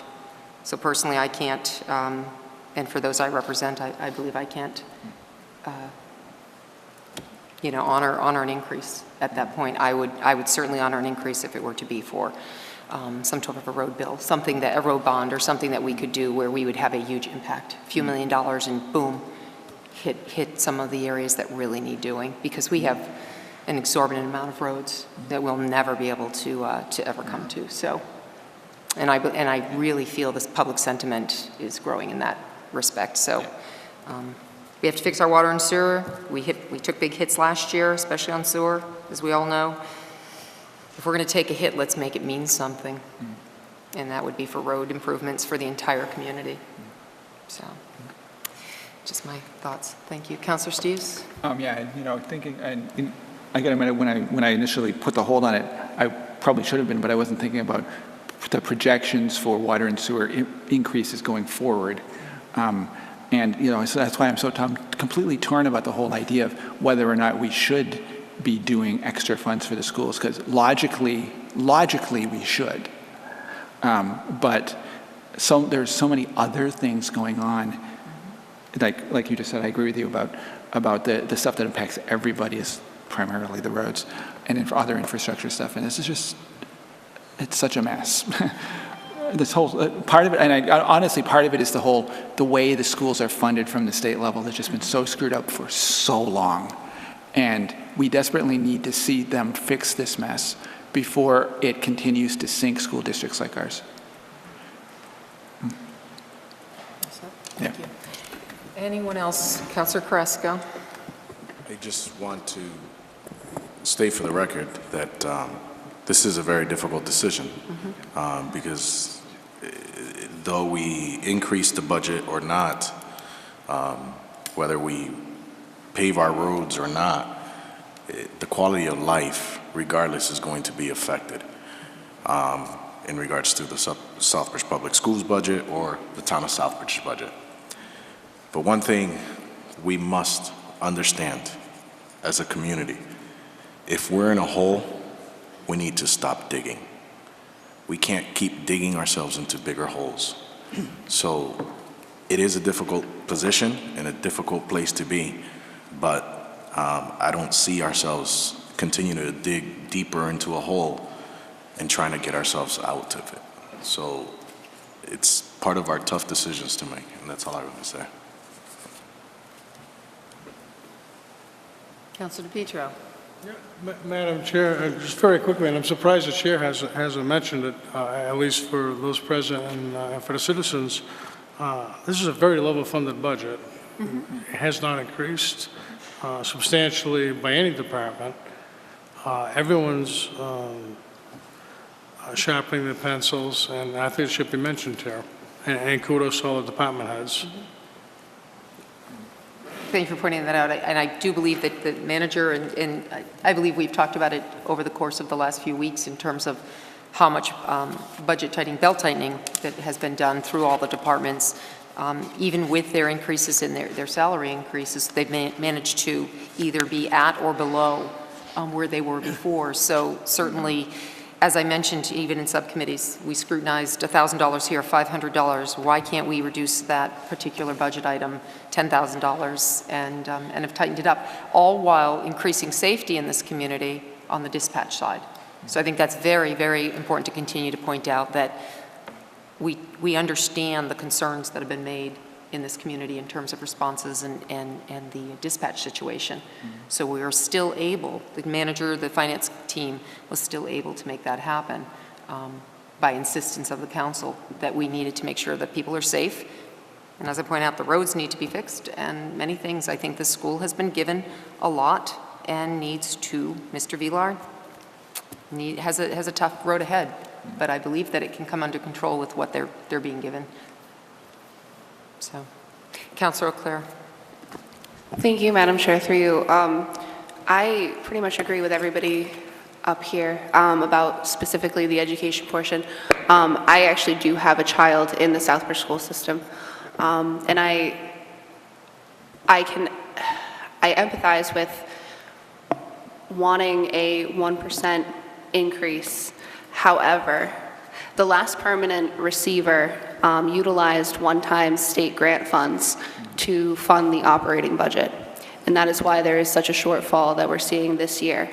I am not opposed to, in the future, giving increases to the school system, but I think that what Southbridge needs right now, as far as my viewpoint as an elected official, is we need more trust. And we need more trust with the state receivership, and hopefully we get that this year. And so that next year we can, really work together to fix what needs to be fixed. But until we can see a track record, I don't feel that it's prudent to put this money into the school system. Like has been set up here, there are other capital type projects like infrastructure, roads, that would benefit all of Southbridge residents. And at this point, I don't feel that it's prudent to give the 1% to the school district. Thank you. Okay, well then it would appear that I think we're all in agreement unless there's more input. We could keep beating this, but I'm pretty sure we've come full circle and pretty much everyone has weighed in, unless something else. Councilor Morales. Thank you, Madam Chair. I must say also that I agree with all the other councilors, but I think that I do ask to Dr. Villar, in behalf of the council, to please do your best with this year's monies that are given to you. I think that we need, like Councilor O'Clair said, we need trust. I believe in you, and please just give us the best you can. Okay, thank you. Well, then it's official. We've all weighed in some way.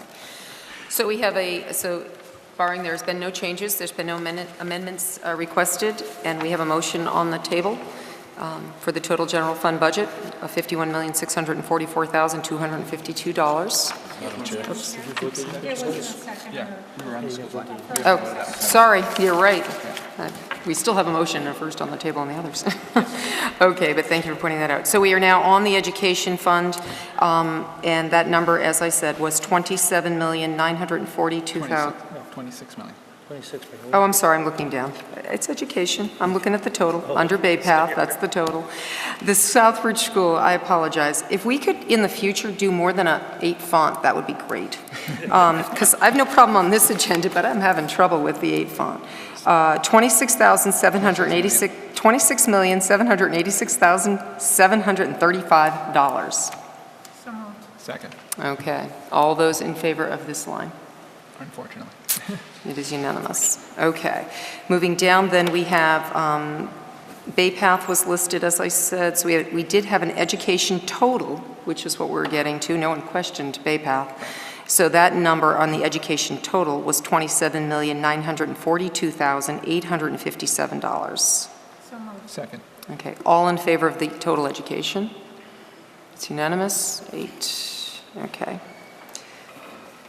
So the total raise and appropriate is $50,436,631, and the total budget appropriation vote of $51,644,252. We had a first and a second quite some time ago. Anything else for discussion on this budget? We're going to do a roll call on the budget, please. Councilor Leclerc? Yes. Councilor Carrasco? Yes. Councilor Clemens? Yes. Councilor DePietro? Yes? Councilor Manna? Yes. Councilor Morales? Yes. Councilor Nash? Yes. Councilor Steves? Yes. 8 yes. Motion carries. The budget is passed as presented. I would like at this time to, I was going to announce it at the beginning and I did not. Oops. Do you have to do so? Yeah. We have items number 17 and 18, and technically we should have noticed to put them right under the budget because those are also on the voting document. And we can take those up at this time if we have no issues, unless you would like to actually do an amendment to, if I see no issues. Okay. So we'll continue with the budget items. So agenda item number 17 is vote to appropriate the amount of $3,906,567 for the FY 2019 Sewer Enterprise Fund budget to be raised from sewer user charges and other departmental revenues. So moved. Second. Discussion on this item? Yeah, I just Councilor one quick Steves? question. For this item and the next item, the budget, the voting document specifically states $642,088 appropriated in the general fund. I just want a quick clarification of what that actually means. I should know, but I don't remember. I'm sorry, I didn't hear you. Did you hear his question? Could you repeat your question, please? Sure. For this item and the next item, the sewer and water enterprise funds, just a little clarification on what it's in the voting document. It states $642,088 appropriated in the general fund. Is that does that include like the insurance stuff and the other kind of? What exactly is that? Yeah. Yep, so they appropriated in the general fund, and then the water and sewer funds reimburse, so they have to raise enough revenue to reimburse the general fund. Okay, that's what I thought. Just wanted to clarify. Thanks. Okay. Anyone else? Okay. We'll do a roll call on this as well as a budget. Councilor Carrasco? Yes. Councilor Clemens? Yes. Councilor DePietro? Yes? Councilor Manna? Yes. Councilor Morales? Yes. Councilor Nash? Yes. Councilor Steves? Yes. Councilor Leclerc? Yes. 8 yes. Motion carries. Agenda item number 18 is vote to appropriate the amount of $3,252,494 for the FY 2019 Water Enterprise Fund budget to be raised from water user charges and other department revenues. Second. Okay, this is on the same token as the last. Any questions, any comments? Councilor Nash. Thank you, Madam Chair. Through you, just to verify with the town manager that he will anticipate that the water rate increase will be in the range of 1% again this year. That is accurate, yes, sir. Thank you. Anyone else? Okay, roll call, please. Counselor Clemens? Yes. Counselor DePietro? Yes? Counselor Manna? Yes. Counselor Morales? Yes. Counselor Nash? Yes. Counselor Steves? Yes. Counselor Eau Claire? Yes. Counselor Carrasco? Yes. 8 yes. Motion carries. Thank you. Okay, we're going to go back now up to agenda item number 11 and continue, unless it's okay. Yeah, I don't see anybody up there. Agenda item number 11 is, these are a number of reauthorizations, the next few agenda items. Vote to reauthorize the, quote, leased properties revolving fund under the provisions of Mass General Laws, Chapter 44, Section 53E and a half, to pay repairs, improvements, expenses, and utilities for all town-owned leased property from lease payments to be deposited in the account with all expenditures to be approved by the town manager and total expenditures from the account not to exceed $100,000 per year. So moved. Second. Discussion. All those in favor? 8, unanimous, motion carries. Agenda item number 12, vote to reauthorize the, quote, Southbridge Airport leased properties revolving fund under the provisions of Mass General Law, Chapter 44, Section 53E and a half, to pay repairs, improvements, expenses, and utilities for the leased property at the Southbridge Municipal Airport from lease payments to be deposited in the account with all expenditures to be approved by the town manager and total expenditures from the account not to exceed $200,000 per year. So moved. Second. Any questions? All those in favor? It's unanimous. 8, motion carries. Agenda item number 13, vote to reauthorize the, quote, total maintenance revolving fund under the provisions of Mass General Laws, Chapter 44, Section 53E and a half, to pay for the replacement of lost and or damaged toters from fees by homeowners and deposited in the account, with all expenditures to be approved by the Health Department and total expenditures from the account not to exceed $5,000 per year. So moved. Second. Discussion? All those in favor? 8, motion carries. Agenda item 14, vote to reauthorize the, quote, demolition of buildings revolving fund under the provisions of Massachusetts General Law, Chapter 44, Section 53E and a half, to pay expenses associated with the demolition of buildings within the town of Southbridge and any revenue recaptured to be deposited in the account with all expenditures from the account not to exceed $185,000. So moved. Second. Discussion. All those in favor? It's unanimous. 8, motion carries. Agenda item 15, vote to reauthorize the municipal hearing officer revolving fund under the provisions of Mass General Laws, Chapter 44, Section 53E and a half, to pay expenses associated with the administration and collection of fines in violation of Mass General Law, Chapter 148A and Chapter 115 of the Acts of 2009. Such fines to be deposited in the account with all expenditures to be approved by the town manager and total expenditures from the account not to exceed $2,500. So moved. Second. Discussion. All those in favor? 8, motion carries. Agenda item 16, vote to reauthorize the Southbridge Middle High School store revolving fund under the provisions of the Mass General Laws, Chapter 44, Section 53E and a half, to pay expenses associated with the school store from receipts to be deposited into the account, with all expenditures to be approved by the school superintendent and total expenditures from the account not to exceed $30,000 per year. So moved. Second. Discussion? All those in favor? 8, unanimous, motion carries. Okay, moving down, we've done 17 and 18. So we will now go to Agenda 19, a vote to amend Schedule 1 to approve non-union 2% increases effective July 1st, 2018 as proposed. So moved. Second. Discussion? Okay. All those in favor? 8, unanimous, motion carries. Agenda item number 20, vote to amend Schedule 5 to approve 2% increases effective July 1st, 2018 as proposed. So moved. Second. Are we missing anything in the language there? It just seems a little odd. Yeah. Is this union? No, this is non-union. This is Schedule Yeah, these are all non-union. Just Schedule 5, so it should say non-union maybe? These are all non-union. Okay. These are- It just Schedule read, five is it read elected- too simple for a second, guys. I just, Elected appointed personnel. okay, thanks. All right. Can I ask Yep. you to reread that? Sure. Vote to amend Schedule 5 to approve non-union 2% increases effective July. Nope, don't want to do it that way. You want it the way it is. Nope, won't reread it. Okay. Can I ask why?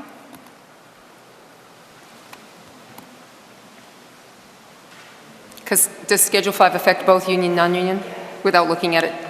Yeah. It affects everybody. Oh, so it's, oh, okay. Okay? Well, I mean, it has effect to union and non-union members. Okay, so we just read it as Schedule 5. Okay. All right, so vote, so Thank you again, for the item, clarification. vote to amend Schedule 5 to approve 2% increases effective July 1st, 2018 as proposed. So we had a first and a second? Yes, sir. All right. And further discussion? All right, all those in favor? It's unanimous, 8. Motion carries. Agenda item number 21, vote to amend the town manager's performance evaluation documents instructions section to replace the statement, quote, any line item left blank will be interpreted as a score of 3 equals average with the following, quote, any item left blank will be excluded from the calculations. Second. Do you want to explain anything? It was general government. It was, but I honestly don't have those minutes with me. I didn't think of them. That was a while ago. So It was, yeah. yes. I mean, this has Right. been floating on for quite a while. I'll try to remember what happened. Is that basically we just wanted to take a look at it and notice that in the past evaluation cycle, there were a fair number of things that had been left blank, and that it just would be simpler to just simply eliminate them from the calculations rather than try to throw in an arbitrary number into saying it's average. It may not be. It may have been forgotten. It may not be something you noticed, whatever. And it was fairer to do it as just eliminating it from the calculation than scoring it as a 0. Any questions, comments, more discussion? Okay. All those in favor? Opposed? Okay, we're good. 8, motion carries. Moving on. Agenda item 22, vote to ratify the agreement between the Town of Southbridge and Public Safety Consultants, LLC, in the amount of $8,400 to conduct an assessment center for 8 candidates for the selection of a fire lieutenant. So moved. Second. Discussion. Councilor Madam Clement. Chair, this was on the PPP, May 16th, I'm sorry, today's the 21st. And there was some discussion about this. It was some very good discussion. I do not have the minutes. Chief DeFranco said this is a standard contract that no one has any issues with. The company has been used in the past by our police department. And if the chief would like to come up and elaborate more on this, if there's any questions or anything. So. I believe the only question we had was to the town manager, and I don't know that we got a response on it, unless somebody else has, in terms of whether or not candidates taking it, fire department candidates taking the test were being paid Yes. while they were taking the test, and we were supposed to get Yeah, information. we haven't gotten that far. It's something me and the chief have to sit down with our legal attorney and find out if it's right or not, so we haven't done that yet. So, okay, so now, Madam Chair, if I may, I do have a question. So we're voting on this and we don't have an answer to a question we asked. So, I'm concerned Right, that if we're not getting the answer to that question, are they getting the overtime or are they taking their own personal time? I mean, this was pretty important. Councilor Mann, if I may, it is important to us to know this, but in terms of the selection process and how we're doing it, that's not as relevant, if I may add, because we're either going to do this process or we're not. We've already voted to do the process. Now we need a consultant to handle it. So the question still remains, and we would like an answer as soon as possible, because that will affect budget numbers, that'll affect pay numbers. Right. Those are the things that are important to this community, taxpayer dollars, who are we paying, You are for what. absolutely right, Madam But Chair. as and the I do agenda item apologize. goes, it is a contract for the service that we know we are going to utilize. It's just going to be $8,400. Correct. And that is not affected by who takes it and how we pay those people or not when they take it. Right? Thank you, Madam Chair, yes. Okay. Councilor DePietro. Madam Chair, as Councilman just alluded to, I'm looking forward to an answer to that as well. But the program itself, as described by both chiefs, sounds like a winner to me. We voted on it in PPP, all in favor, and I think it's, as described, it's great, and I would recommend it be a unanimous vote by council to approve. Thank you, Councilor DePietro. The premise of the contract was for the assessment center situation, although we do have concerns about how each individual is structured to be able to take that test from their work schedule. So, any other questions or Councilor Manna. Thank you, Madam Chair. And we did have a question about where it was going to be, where it was going to be, the test was going to be given. So do we have an idea? The chief was talking about various options. Did you come to a determination of where you're going to do it yet? Is it going to be the school or? I did get confirmation that the school facility on Cole Ave is available for us. They will make the necessary accommodations, so we do have at least one site, but I'm still trying to find an additional site because of the moving around of candidates may, prohibit some time issues during the process. So if I can find a more kind of consolidated place, that would be the best. But we do have a place to have the exam. And, yeah, say for the general public, what exactly are your minimum requirements for a location?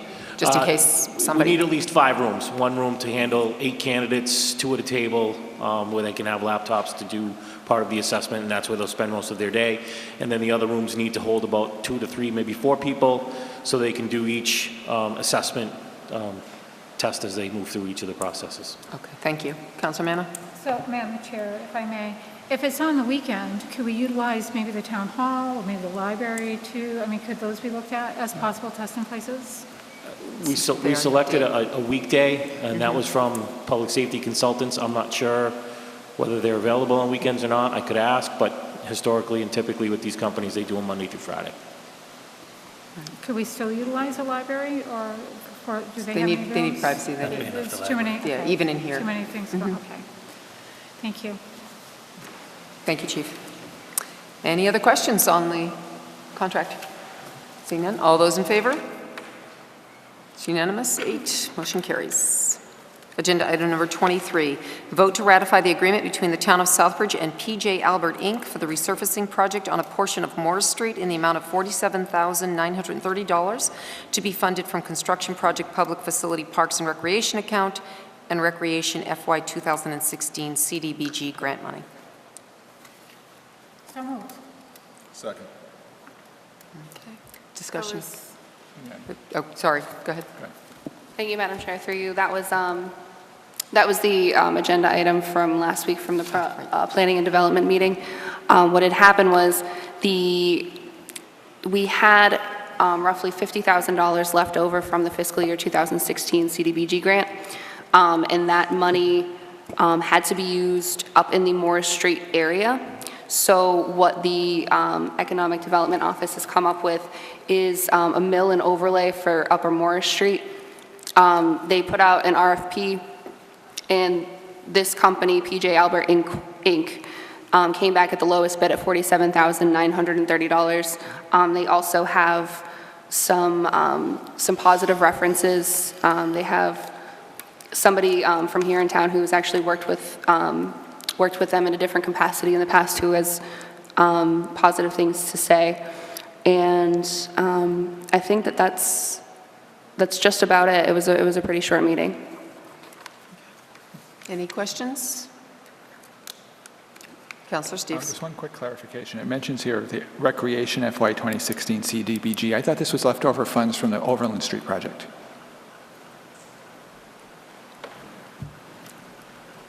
Just for clarification. Yes, it is. So that was from the FY16 CDBG grant, the Overland Street project. Yeah, that's what I thought. I was just wondering why it was labeled as a Recreation CDBG grant. So. Yeah, I think there's a bit of a misprint in the way they repeat the word recreation. Yeah, I thought that was I'm not exactly sure about that wording, but it's definitely just from the FY16 CDBG grant money. Okay, that's what I thought. Thanks. Okay. Anyone else? Okay, seeing all those in favor? 8, motion carries, unanimous. Moving on to Councilor's Forum. So we will start with Councilor DePietro tonight. Thank you, Madam Chair. This past weekend, I was fortunate enough to be able to attend a commencement ceremony for Worcester State College. My youngest son and my cousin both graduated, and I was very surprised to, as I was exiting the DCU Center, to see Councilman there in full graduation garb. Having completed, from what I understand, summa cum laude with a history degree. And all my kids get one of these, so I brought one for her this evening. Oh, thank you so much. Thank you. It's not more than $50. Congratulations, Counselor. Thank you, Mark. All set? Okay, Councilman Manna, do you want to? Thank you. Thank you very much. And congratulations to your cousin and your son. Just one thing, when we were discussing the budget and the education and, and I agree with everyone, with what everyone said up here, but we also need to remember that, the roads, they do impact the entire community. Public safety impacts the entire community. But the school just doesn't affect those who have children in school. They affect the entire community too, because as soon as our schools are doing better, the more it's just people are going to want to flood to our town. So when you have a district with a thriving school, people are going to want to flock to it. And so that's the goal, I believe, of the state, and I believe of the council up here as well. And that's all. And a happy belated Mother's Day to all the moms out there, and the dads who play moms, and the grandmoms who play moms too. So, thank you. Councilor Nash. Thank you, Madam Chair. Through you. First of all, on a little bit of a personal note, I know sometimes it can be a little dramatic up here, but I'm quite proud to say that Councilor Monique Manna was the first person who's a sitting councilor that I ever met when she worked in Chicopee, and I happened to call on her place of business as a sales rep way back when, and she was the first person to encourage me to get involved, and I've never forgotten that, and I'm proud of her tonight, so I extend my congratulations as well. She works extremely tirelessly, and she does deserve to be recognized, so congratulations, Monique. Well done. A couple other things. This wasn't an easy budget. I don't think they ever are easy by any stretch of the imagination, and when I say that we sat through hours and hours and hours and hours of meetings, I'm sure it's always gone that way, but this one's extremely difficult, and with the schools in particular, I recognize the gravity and the implications, but I also think that it's important that this particular council and the next council be very, very wise and recognize that we own the problems of this community. We can't pass the buck back and say, oh, well, those old councils did this and they didn't do that. We own these problems. It's our job to address them. And while these decisions aren't easy, we have to believe that we're doing the right thing. So while I have mixed emotions about what we had to do tonight, I'm very comfortable with the decision to support Dr. Jeffrey Villar. I think he is the man, as someone said during the public hearing. I think he's a very good choice to lead the school district. I wish we had available resources to give him more to work with, or with which to work. But it won't make it any easier to sleep tonight, except for the fact that we are doing some good things. We're working on the dispatch for the public safety sector. And I don't want to lose sight of that fact, because a lot of folks are going to be upset about the schools. So be it. I'll call out to make mention that the planning board will have a subsequent public hearing, or at least discussion, on medical marijuana at their meeting on June 6th. I've attended both of the public hearings, and if folks aren't paying attention to this, it could be a hot topic, but again, it's medical marijuana only, not recreational. And there seemed to be a little bit of a sea change at this last meeting, where some folks might look at that video that's now on SCTV and YouTube and see that we might be able to make some headway and find some avenues to allow medical marijuana dispensaries within the town. Some very interesting ideas were presented, so I'll look forward to the discussion on the 6th.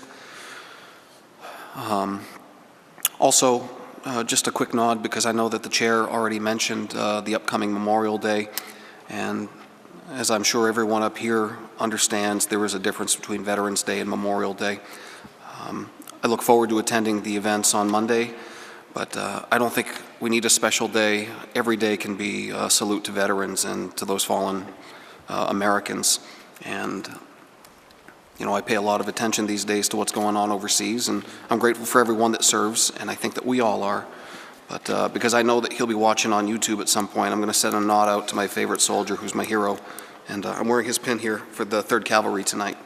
And extend all my respect and admiration to everyone who serves. And with that, I thank this council for voting unanimously on passing this budget tonight. I think that's an important step and a message to send to the community that we can come together with some agreement and help move this town forward. Thank you. Move on to Councilor Morales. Thank you, Madam Chair. Through you, I would just like to make sure that our citizens know that, if I'm not mistaken, Wednesday is the last day to register to vote. So please, if you're not registered, if you need help, please reach out. I personally can help bring you the forms, bring them back to the town hall. Just please reach out and register. Thank you. Councilor Carrasco. Yes, I just have a few things this evening. First, I want to echo the sentiment of our fellow councilors and congratulate Ms. Manna, Councilor Manna. It's not an easy task to do, but she persevered. And she's been not only persevering with education, but staying the course here with town council business. And those that don't know, it's a lot of hours here, a lot of hours at school, and not only that, she's a mom. And being a mom and being invested in her children's life, she's also at events. So congratulations, well done. Keep up the good work. And I just want to, just for the record, I know that I just want to say I had the opportunity this past week, last week, to go on a 2-day training with other Latino officials. I am part of the National Association of Latino elected and appointed officials. In this past week, there was a education seminar done in Long Beach, California, and I was honored and privileged to be able to represent the town of Southbridge there. It was on public finance and pension fund management and bonds. It was a very intense 48 hours of training. But I can tell you this, that it is important for us to be able to be good stewards of the resources and the future of our community. So though it's always difficult to be able to balance a budget, and you know, our department heads are smart and they work hard and they have needs, and our school district has needs. Every department has needs, but understanding the future of our community, I think this council worked hard. A lot of subcommittees, a lot of long hours to be able to provide the town of Southbridge the best budget forward, that we can continue to move our town forward. This doesn't mean that we're not going to have issues. This doesn't mean that there's not going to be situations that we still have to overcome. We have a lot to overcome. But I believe that as good stewards, and those that, as the elected officials, the 8 of us, I believe we've done our due diligence. But with that said, I think there still needs to be continued work. I think we need to continue to work together. I think we need to not wait till January, February to start talking about some of the financial situations. I think though the budget's done, I think we should continue to have those conversations as it goes on monthly, so we can be better prepared, better gauged, because there is difficult roads ahead. But I'm a firm believer that we are in a better place than we were 3 years ago. We've eliminated budgets. We've eliminated dependency. We have a budget that is not using one-time revenue. This is something that is positive, and though it's difficult, we want to continue to work together and provide the best for our community, our citizens, and as long as I'm here, I will continue to bring the best and give the best for this community. Thank you. That's all I have. Okay, Councilor Clare. Thank you, Madam Chair, through you. Just a couple of things. Number one, I just wanted to, congratulations, Councilor Manna. You do put a lot of time and, you know, self-betterment and the council and everything, and I honestly, I don't even know how you do it, because you have so much going on and you're good at it. Wanted to give quick thank you to Councilor Nash. Councilor Nash put together a couple of weeks ago a sewer treatment facility tour, and again, he put together a water tour today at the water company. So myself, Councilor Nash, Chairwoman Clements was there as well, so we got to see the different reservoirs and the processes that bring the water from the reservoir all the way to your faucet, and it was actually really, really interesting. It was very eye-opening to see everything that goes on down there and the actual processes involved, so thank you for that. It was very educational. The elections are June 12th. I believe that absentee ballot applications are still available on the website. I implore everybody to get out and vote, and happy Memorial Day. That's it. Thank you. Just remind, the absentee ballots are actually being sent out too now, so people should be expecting, if you've made an application already, you should be looking forward to getting that in the mail very soon. The first ones went out today, I believe. So, and there's still plenty of time to, as you say, put the application in and get it mailed to you so that you can vote absentee. Just wanted you to. Councilor Steves. Thank you, Madam Chairman. I have a couple of quick things. A few announcements of events, some of them I mentioned last time.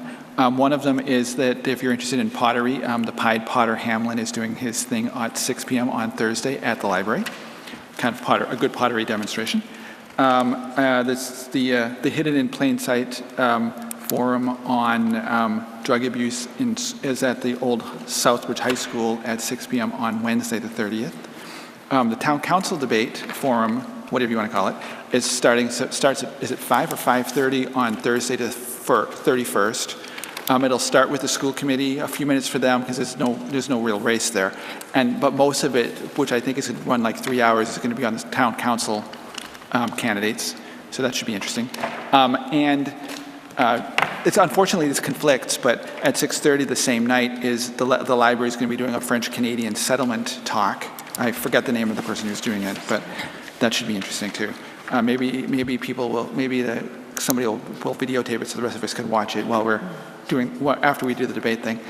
And of course you got graduation at 5:30 on Friday the 1st, and Southbridge High School's class night at 6 p.m. on Wednesday the 30th. And also I have a couple of quick questions for the town manager. From the most recent report, weekly report, the week of April 25th to May 8th. One of the things I wanted to ask you about is, let's see, where'd it go? There's a couple of things in here listed primarily in the DPW section reviewing RFPs for branded signage, and I was wondering when we're going to get that, or when we're going to see that coming forward. Councilor, it's a little hard to hear you. The signage for what? Okay, there's a couple of things listed under the engineering section of the DPW's part of the most recent weekly report, bi-weekly report. One of them refers to, it says, reviewed RFP for branded signage and sent comments to Rosemary at Economic Development. This is written by Heather. And I was just curious to see when we're going to see that. I don't know when the RFP is due, so I was just wondering when we're going to see that, so we have some idea of who's doing the contracting to do the signage stuff. I know we have already approved it through CDBG funds and that stuff. Heather, I'm not sure. Rosemary, it looks like she's left. Do you have any information as to that particular RFP? The dates are of when it's due. You could look in the town website. It hasn't come due yet, so we haven't got the bids back. Okay. And the other question I had is also related to RFPs. There's a line here referring to compiled contracts for water equipment bid, piping, hydrants, appurtenances, 2018, blah, blah, blah. Sent recommendation to award a notice of award to town manager along with contracts. When are we going to get those? They're in your office. They're in my office now? You've already signed them. Explain to me, you're talking about This is the award, this is an equipment bid only. It's only for equipment. It's the equipment we buy through the water department to replenish our stock. When we buy hydrants for our hydrant replacement program, when we buy our valves for our valve replacement program, this is our stock contract. We do a 3-year contract normally. So we provided the information to the town manager. So those contracts are in my office, but they haven't come to town council yet, but they got to go for town council for approval? Is that? I guess that would be up to your office. But they're still there in the office? They haven't gone out to the... No, to the they were company. sent out. They were sent out already? Yes. Heather, you say it's every 3 years too, because I've seen this before. Yes, we've done this before. Thanks. Okay. Yeah, because I don't remember last time I saw it, so. All set? Anything else? Oh, and also there's a listing here for posted commercial drive industrial land disposition RFP to combis. And I was just curious of when those are due and when we're going to see those. Mr. Town Manager, he's asking a question. Give her a sec. Go ahead. Could you ask that again? Oh, I'm sorry, sure. And the listing also mentions posted commercial drive industrial land disposition RFP to combis, which I know is one of the standard places where we put RFPs. Do you know what the deadline is for that? And so when we're likely to see that? I don't know that off the top of my head, but I also know that is posted on the town website. That's also through the town manager's office, all those bids. Right.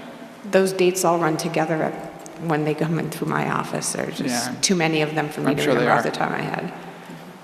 Okay. It is, I believe it's in the beginning of June, though, from what I remember. Okay. Thank you.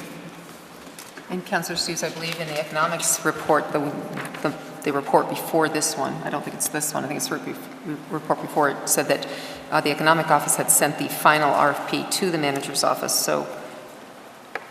For the commercial drive? For the commercial drive. It probably And so we did. didn't see I it. don't remember it. So but it got posted. It would be, yeah, I haven't read them. Yeah, me neither. Thank you. I like to know the numbers. We got an email on numbers, I believe, but I haven't seen that. Yeah. All right, anybody else? Sorry. I also forgot to mention that the next formal meeting date is Monday, June 4th at 7 p.m. in the council chambers, and we also have a special meeting this Wednesday at 6 to hopefully finalize the transfer proposal and an executive session. Right, so just to clarify, we're going to discuss the legal opinion on the transfer issue and whatever comes of it. At that point, bring your thoughts and your comments, and as Councillor Steves mentioned, we will vote to go into executive session as we have before, and as was agreed upon. Second. All in favor? We're adjourned. Thank you.